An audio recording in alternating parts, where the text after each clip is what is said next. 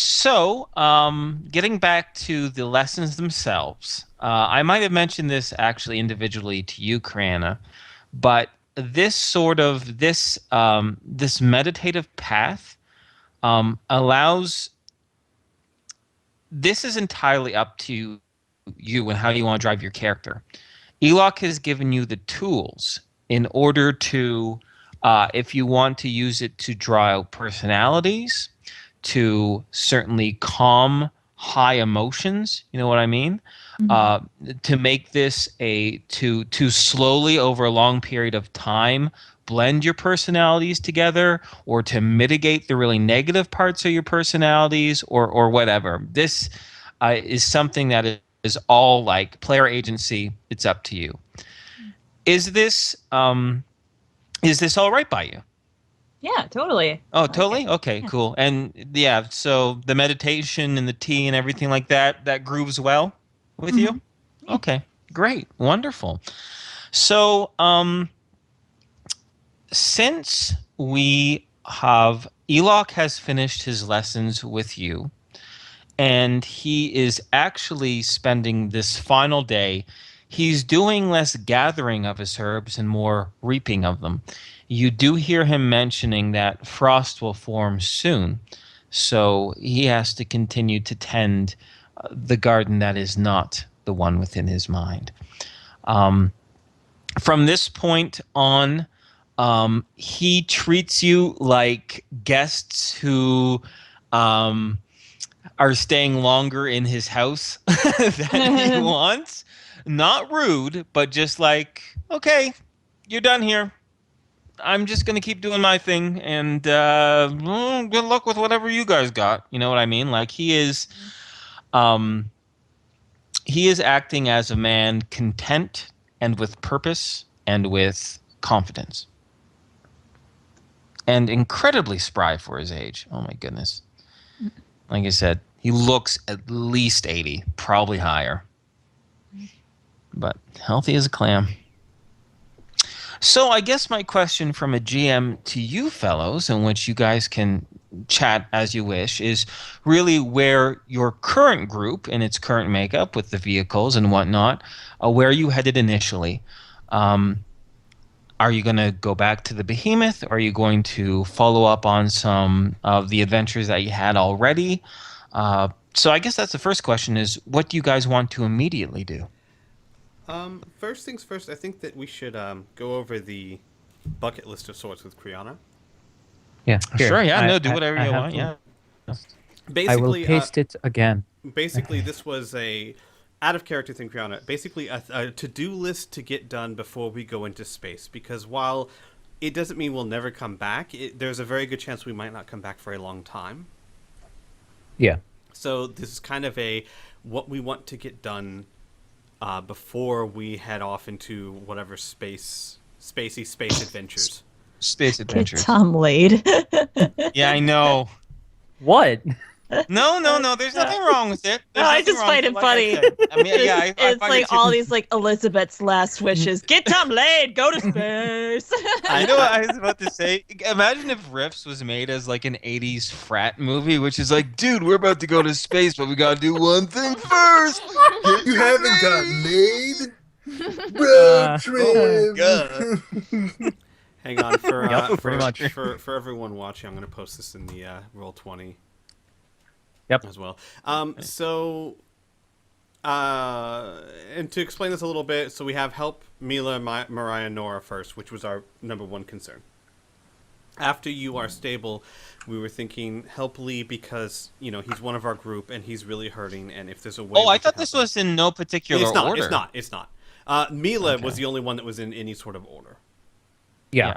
Everything else is just kind of in the list. So helping Lee, which as far as we know would involve going back to New Laszlo, maybe talking to Tyrath about Morin and see what we can do to help her. Then the get the power armor for Tom, and Elizabeth's final wishes, which was to scatter her ashes and find her old acquaintance, lover, whoever that person was. And then Natalie Ling. Natalie Ling. Patrick and Al learn their magic, which would basically just be a time skip, I believe, unless Inferno has any other It things would in be. mind. Yeah. It would be. It would be something very, very similar. I'm very open to doing time skips where you're in a certain area, whether it's the city or the wilderness, and very similar to what we do here. What we did with the 7-week time skip is just I would have maybe a few random events that you guys can roll for or just do on your own, whatever you want, and then we just say, yeah, in this session, like 6 months is going to pass, and you're going to learn, magic, right? And maybe instead of Eloc's lessons, I scatter it with some of Lee's lessons, right? Mm-hmm. And of course, you guys wouldn't be doing nothing, so we have these little mini encounters just to spice things up a little bit. Mm-hmm. Yeah. And then, of course, we get Tom Lane, which I personally think could even be more interesting if we do that after we get to space. Hey, if God, you he want, gets that's space fine. late. I don't care. I don't care. So anything that you feel you'd want to add to the list, by all means, and anything you don't agree with, let us know, and we'll take it off the list. But I think this is a good roadmap for what to do next, and kind of, or at least we can use this to help determine what direction we want to go from here. Mm-hmm. Good.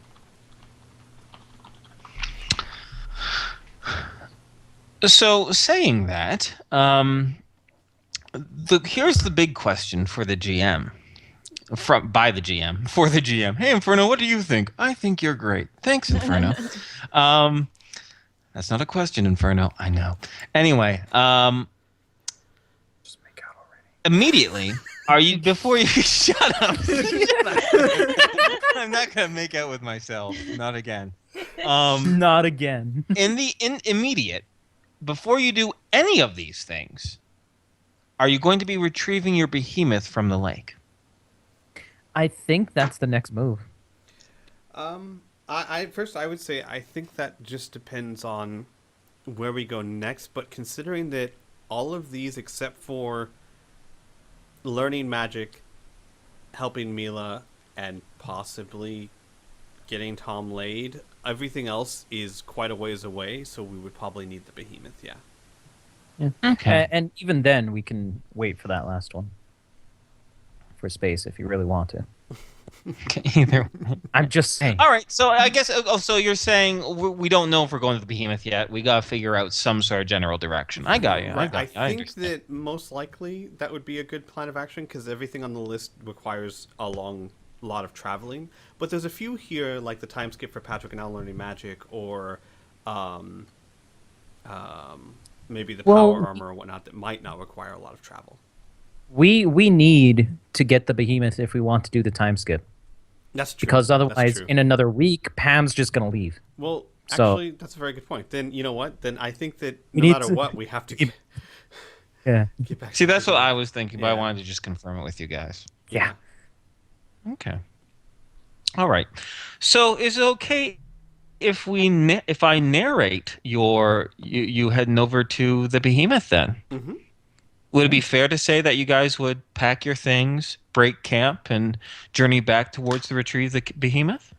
Sure. Yeah. If it matters, I would just say that Al will spend half the time scouting ahead or around by flying, and half the time just sitting in the gunner's seat. So I don't know if that matters or not. Okay. Why don't you roll me a D100? Okay. Okay. All right. So, as you journey on your vehicles through the wood, through the light wood that is slowly becoming lighter and lighter, and the ground's getting wetter and wetter. It's about 3 hours after you break from Eloc's camp. It's approximately 7 o'clock in the evening as the light is starting to dim down considerably, although it is still dusk. This is probably before, I'm not too sure if actually I'll ask you guys. When you get to this traveling point, you do know the lake where the behemoth is probably another 3-4 hours away. Do you want to travel past dusk into the night, or do you want to break camp beforehand? Is the terrain dangerous at nightfall, or is it open enough that it's fairly? Well, it depends on how you define dangerous. Your immediate scouting or your general scouting of the area at that time is that you're still in somewhat light forest, although the ground is definitely getting soggier and colder, and there's a few less trees and a few more rocks.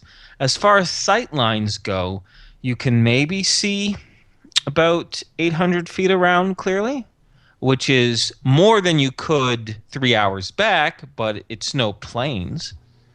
Right. I don't know how the rest of the group feels. I think that, if we're only 3 or 4 hours away, just maybe slow down so that we're sure we're safe, but I don't see a reason to stop. Yeah, that's fine by me. Keep going. For that. Okay, all right, fair enough. So when you get around, it's around 7:30 in the evening. There is still a hint of light on the horizon. At this point, since I did a 50-50 roll here with Al. He's in the gunner seat for the sake of this encounter. And you hear a very loud, very surprised shriek. Actually, yeah, why not? Move this over here. Nice picture. Ooh. Okay. I know. This is just to add flavor. Don't worry about it. Just something that isn't our risk background, right? Anywho. Mm-hmm. I'm just thinking about That one's scary. Okay, can you guys talk again? You sound super quiet on my end, and I don't know if I'm going crazy or my volume's all fucked up. I did just say something quietly. Was that it? Oh, okay. Yeah, people probably. are just talking quietly. Yeah, I was Cause... gonna Oh, say okay. statue. Oh. Sorry, Statue's I'm scary. No, it's okay. No, don't apologize. I just want to make sure I'm not going deaf. Huh? What? All right. Anyways, let's set the scene, Inferno, and stop jerking around here. Okay. So a loud shriek hits your ears as you, those with enhanced hearing, would hear the sounds of footfalls move towards you, the sound of this shriek, in addition, heavier footsteps behind what is approaching. Coming up from the trees and the rocks and the trees and this loose soil, about 700 feet from you, you can clearly see in the view, appears to be a woman, perhaps, I don't know, in her 30s, maybe early 40s or so. You can't really see the details. She has dirty blonde hair. She's caked in mud, and her clothes are practically rags. They do hang on her frame, but she's very skinny at this point. She's screaming, running towards your direction, but not directly towards you, for she is always looking behind her. Once again, for those with an enhanced hearing, or for those who flip on to a thermo-heating vision, are able to see her warm form, but in addition, 4 other warm forms, much larger, humanoid, but definitely bigger than her, that some are racing on 2 feet and some are racing on 4 feet. Heavy breaths and a single wolf howl follows behind her.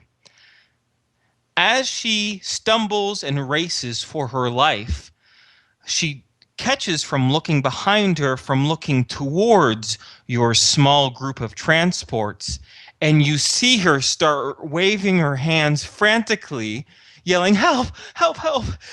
After me! You have to protect me! Help me! Help me! Help me, please!" As she races towards you. What do you do? Al blasts off towards her. Mariah sits in the car. Okay. Patrick will probably stop the vehicle. Okay. Tom will stop his motorcycle All right. and take out one shot. All right. So she runs towards you as you race off towards her, Al. You close the distance, and she's about 350 feet from Patrick, Patrick's ATV, and Tom's motorcycle. And Mariah, you're in the ATV as well, correct? Yeah, I would assume. Okay. No, that's fine. No, I'm just painting a space here. So she's about 350 feet away. Do you land right in front of her? How do you approach her? Actually, Al would land. He doesn't have thermal heating or enhanced hearing, so all he would know is that she's Okay. running from something. He would Okay. land behind her, in between her and whatever she's running from, and he would be kind of have his back towards her, looking and asking her what's wrong. You hear her as soon as you ask her what's wrong. You hear her shriek, and she's still running. Not really, yeah, kind of past you, but she clearly wants to make as much distance between you and her pursuers as much as possible. And she screams, "Monsters! Oh, evil wolves! They're after me! Please, you have to protect me! Please, please, please!" As yeah, we're going to say out from the very edge of all of your vision, in the darkness, in that dim fading light, you see 4 figures, all dark-furred from head to foot. All of them now on 2 legs, claws glistening in the fading light, as their big wolven heads pull back and their shimmering eyes look out towards you, and you hear a series of growls and snorts and huffs as they survey this situation. And I'm going to bring over a token to give you a further visualization. Gasp.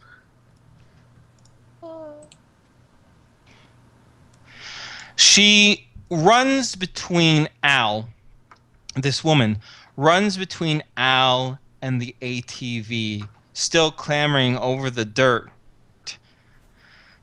as, let's see here. Tom, Mariah, and Patrick, roll me a D100, please. Okay. Tom, you do notice when you look at this woman's face, her look of fear sometimes looks like a wince, but not like a pain wince, like a disgust. As she heads towards your ATVs, as the wolf-like creatures call out in the darkness. More meat, better meat, harder. Yes, yes, yes, yes. Foul, foul. And with that, they start rummaging on the ground, and you see them picking up stones and clumps of mud. Roll for initiative, everyone, because now this isn't necessarily combat, but it's an area where we're going to need to slow down time to allow everyone a fair attempt at reaction. Yay. Okay, risk initiative, new initiative sheets. Whoops. I have the same initiative. Oh yeah. Don't add the 2. It's this. I got 19, so plus It's okay. 2. I'm bad at adding anyway. So that's 21. That's the number. Okay. 21. There you go. I don't know. The woman.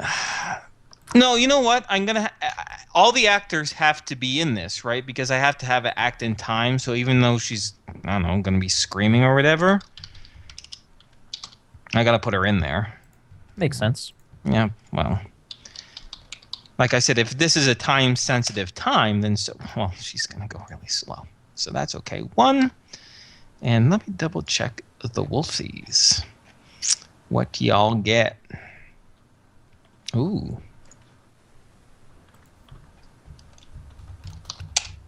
Oh. Funny. Great. I don't. Oh, wait. Small spoiler, but it doesn't matter.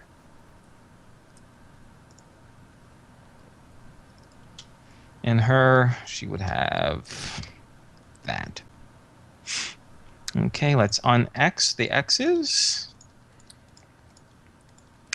All right, and I'm going to sort these. So sort selection. Oh, wait. These are old initiatives from Alicia and Bear. Wow, Alicia, you went up by 1. Good job. Woo! And Bear, are you going to roll 17? No, you're going to roll a 9. And Lee. Oh, Lee and Bear swap. Okay, so now we sort. And Inferno right-click, say sort range. No. Burn, help me. You're faster at this. Bop, bop, bop, bop, bop. Done. Are those Sort I know I range? can go don't like understand. view or GA. something. Plop. Perfect. You target that, go data, sort range, change it to column D, Z to A, sort. Ha! Done. I'm not in last place. Data. Okay, sweet. No, the woman is. All right. The non-combat is. Good job, Al. All right. So, Mariah, what would you like your first action or actions to be? She kind of squints, leaning forward, but nothing terribly exciting. Okay. So just hold off on the first one, just to Yeah. surveying everything. Okay, Yeah. Tom. Tom is going to be bringing up his weapon and aiming at the wolves and just waiting. Okay. Lee is going to suck in a breath and going to cast Armor of Ithan on himself. Patrick. He's going to probably still be sitting in his chair, and he's going to yell out to the woman. What would he yell out? Probably come towards me. Okay. Bear is going to get out of the ATV. That's going to take him a few seconds to do. And he is going to start rummaging around his pack for something. That'll be his turn. Alicia is going to mutter under her breath. She's going to bring out her weapon as well. And she's actually going to get into the firing seat of the ATV. That's what she's going to do. The large wolves are about 80 feet from Al. So they're going to step forward or move forward towards Al, closing the distance of about 30 feet. And then all of them, to a wolf, are going to start hurling stones at you, Al. And they're trying to hit something on you. And let me just double check there to hit. Okay. 1, 2, 3, 4. 2 of them. 2 stones clack against the front of your armor, smashing the garlic that hangs around your neck. Okay. And they give like a can, meat inside. Al, your turn. Al's going to draw his 2 silver-coated neuroblades and hold them out wide and low and say, "Not meat you want." And the woman starts, actually, she's going to take her 2 actions towards you, Patrick. And that'll be enough for her to, I'm going to say, close the distance between you and the ATV. She's on the driver's side, but she's still only about 30 feet away from you, but looking at you. Okay. Mariah. Mariah will look over at Patrick, and that's it. Okay, that's fine. Tom? Okay. How far are the wolves between, or how far is it between the wolves and Al? They're about 50 feet away. 50 feet away. Okay. And you are about 350 feet away from Al. So about 400 feet. Okay. Yep. Damn. Okay. Meat. Eat some meat. Human meat. All You're right. their human treats. Yeah. Seeing the garlic getting smashed, because I have the multi-optic helmet built in to my helmet, I am going to switch out the bullet in my chamber from a netter to a silver bullet. Okay, so That will be my action. your action. Yep. Lee is gonna say, "Oh, fucking werewolves." He says, "You got something magic. I think it'll cut right through them." And but he waits. He sees that there's a standoff, but he actually gets out of the ATV itself. He's flanked on the opposite side of Bear. Patrick?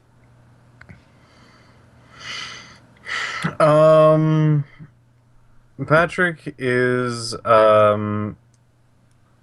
sitting in the ATV, continuously waving at the lady. That's going to be his action until something else important happens to him. Okay. Bear is going to spend the rest of his action. I gotta just look up his speed value. Feet. He's fast. Of course, that makes sense.